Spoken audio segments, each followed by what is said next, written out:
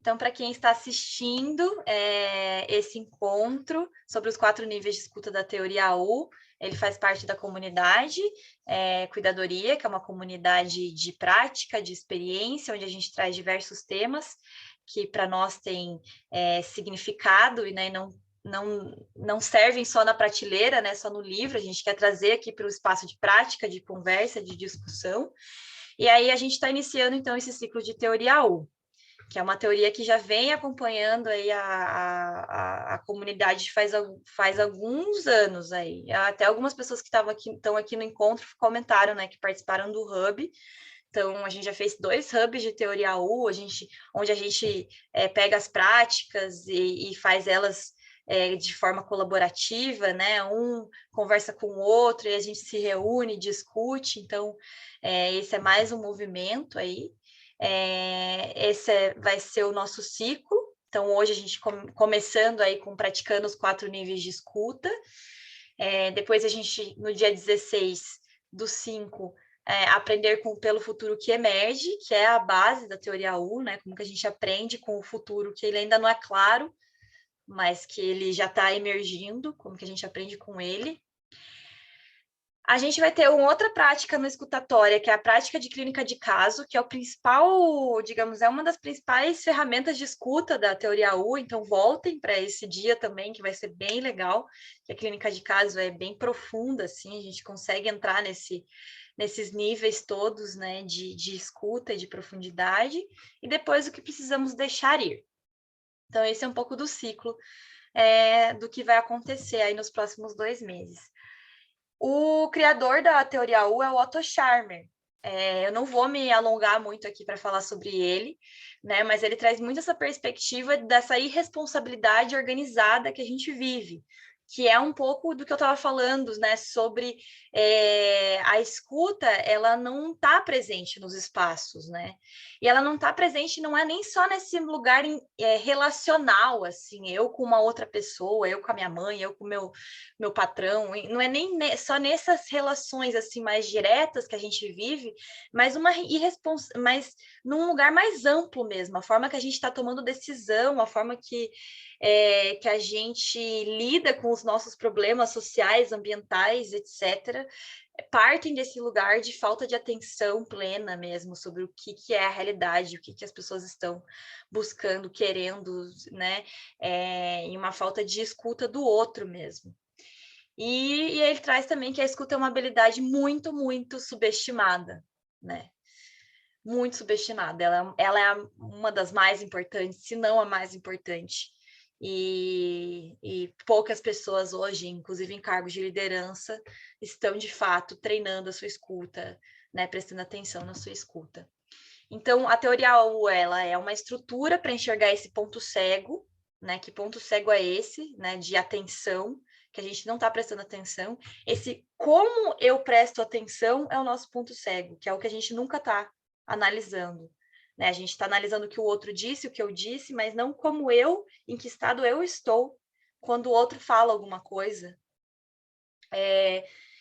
A teoria U é um método para implementar mudanças baseadas na conscientização. Então, a teoria U também é um método. A gente não vai se alongar aqui muito sobre isso, né? Sobre o método. E a teoria U também é uma narrativa para mudança social e evolucionária, né? Uma atualização dos nossos sistemas operacionais, mentais, institucionais. Então, ela também traz essa visão muito ampla. E hoje a gente vai focar nessa questão do ponto cego, né? Então, mas ela parte, mas eu acho importante lembrar que ela parte desse lugar, desse mundo que está quebrado em 3 esferas, né? Quebrado numa esfera social, então a gente não se reconhece no outro. Quebrado numa esfera ambiental, a gente não se reconhece enquanto natureza. E numa esfera espiritual, a gente não se reconhece nem como parte da gente mesmo, né? A gente se desidentifica com a gente mesmo e com a nossa melhor possibilidade de futuro. Estando nós quebrados nessas 3 esferas, a gente está coletivamente construindo um futuro que quase ninguém quer. E a gente não sabe por quê, a gente está fazendo isso todos os dias, né?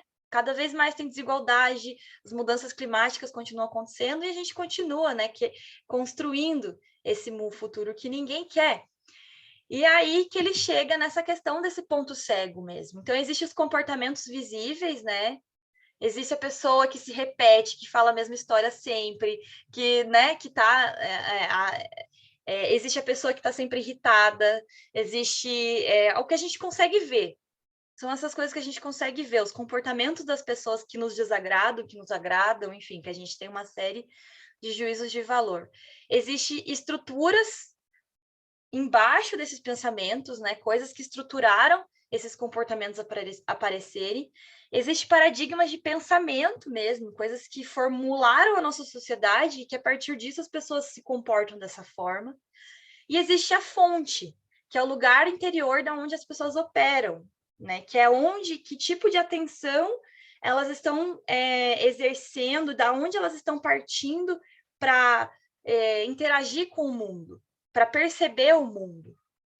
E é nesse lugar da fonte, que se a gente não toca nele, a gente não consegue transformar as coisas, né? Sejam as relações ou sejam os sistemas.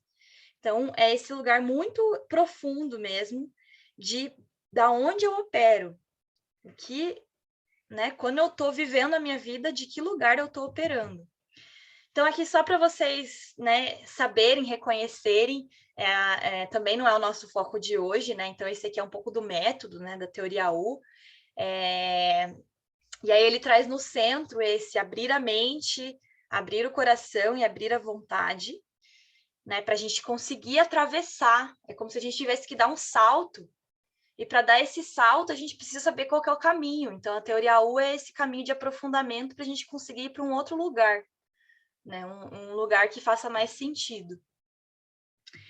E aqui é onde eu queria chegar para o nosso encontro de hoje, porque ele traz toda essa perspectiva sistêmica, né, que a gente não vai se ater hoje, mas que faz parte, que eu indico que vocês procurem mais e que nos próximos encontros a gente vai voltar para ela. E ele fala que é como se o que ele estivesse falando, ele servisse para todos os níveis, sabe? Como se ele servisse para o teu nível individual, como você, como eu, Gabriela, como você, Marcele, você, Henrique, você, Raquel, como se você pudesse avaliar qual que é o teu nível de presença, qual que é o teu nível de atenção e o teu nível de escuta, da mesma forma que a gente pudesse transpor isso para as organizações, para os sistemas sociais, como se isso é o que cria a realidade, né? A forma que os indivíduos estão lidando com o mundo, esse nível de consciência que eles estão presentes é o que cria a realidade. Então ele faz toda uma abordagem que mostra esses diferentes níveis, né, de como isso impacta. E aqui a gente vai focar no individual, que é por onde a gente começa, né? Se a gente começar a falar dos sistemas, a gente vai ter muita dificuldade de avançar, né? A gente sempre precisa começar olhando para a gente, né? Para ver como que isso se reflete. Então, a gente teria um primeiro nível de escuta, que é o da reconfirmação, que é a escuta a partir do hábito. Bom, o vídeo que eu mostrei com vocês é basicamente isso, né? Não existe ali um estado nem a mente está aberta, né? A pessoa está respondendo, ela está ali no cotidiano dela, na rua, né? Então, ela está nessa escuta a partir do hábito, ela está só reconfirmando dados, ele quer dizer que você não está recebendo nada de novo. Você está escutando, mas não tem nenhuma informação nova que está atingindo o seu sistema interior. Então, você está dentro da tua bolha, né? Então, eu chego e falo bom dia, boa tarde, será que chove, será que não chove? Ou até a pessoa até fala alguma coisa, mas eu meio que abstraio, nem presto atenção. Então, estou ali na minha bolha, um campo de conversa de bolha. Aí, como que a gente vai para um segundo nível? A gente abre a nossa mente. Então, a gente já começa a ligar ao campo mais racional, né? A gente escuta a partir de fora. Então, o outro, ele está me dizendo alguma coisa. Se vocês olharem esse desenho aqui, eu já saio um pouquinho da bolha, mas eu tô assim, no limite ali, né? Muito ainda em mim, mas já percebendo que existem coisas de fora. Então, eu começo a notar que existem informações que não são confirmadoras com o meu sistema. Por exemplo, eu discordo dessa pessoa. Essa pessoa disse uma coisa que eu não concordo. Essa pessoa dá muita volta em círculos, eu acho que não está certo ficar repetindo. Então, é uma coisa que já não confirma como eu acredito que seja, né? Como eu vejo que deveria ser ou que poderia ser.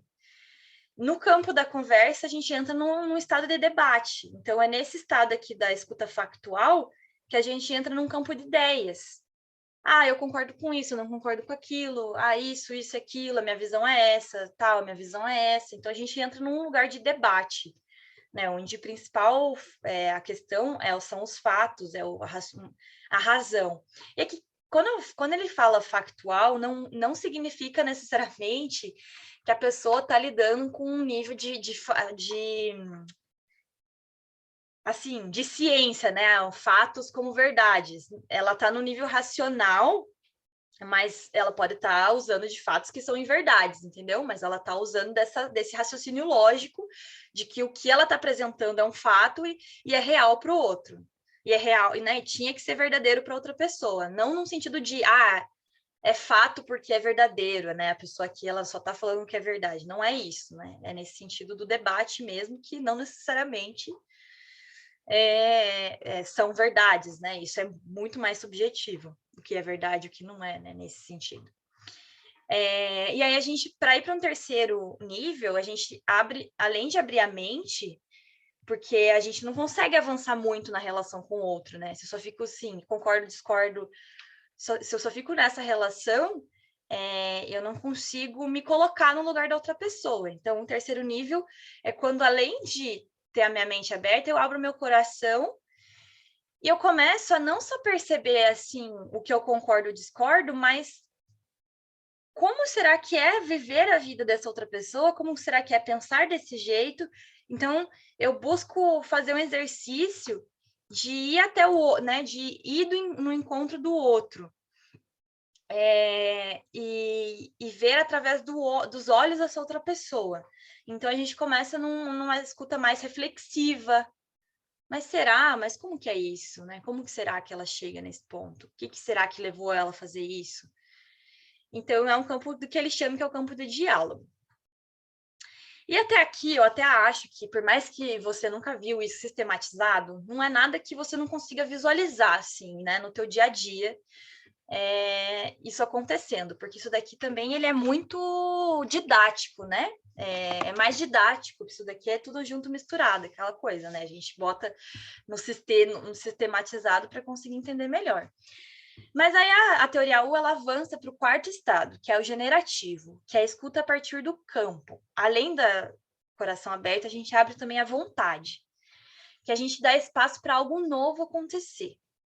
Então, é quando a gente consegue ativar um estado de presença tão profundo, tão forte, que não é só uma questão de se colocar no lugar do outro ou de uma escuta empática. Sabe quando você sai de uma conversa com alguém e várias coisas se abrem na sua cabeça? O teu problema está exatamente o mesmo, o teu desafio está exatamente o mesmo, mas você abriu uma portinha, alguma coisa aconteceu naquela conversa que você teve algum estalo, nossa, aqui eu posso fazer isso diferente, eu não estava olhando isso. Aqui eu poderia ir para esse caminho, eu não estava nem conseguindo enxergar esse caminho, porque eu estava tão absorvida pelos meus problemas que eu não conseguia visualizar. Então, ele fala desse campo generativo, que é quando você consegue ativar uma escuta que as coisas simplesmente brotam e acontecem e se transformam.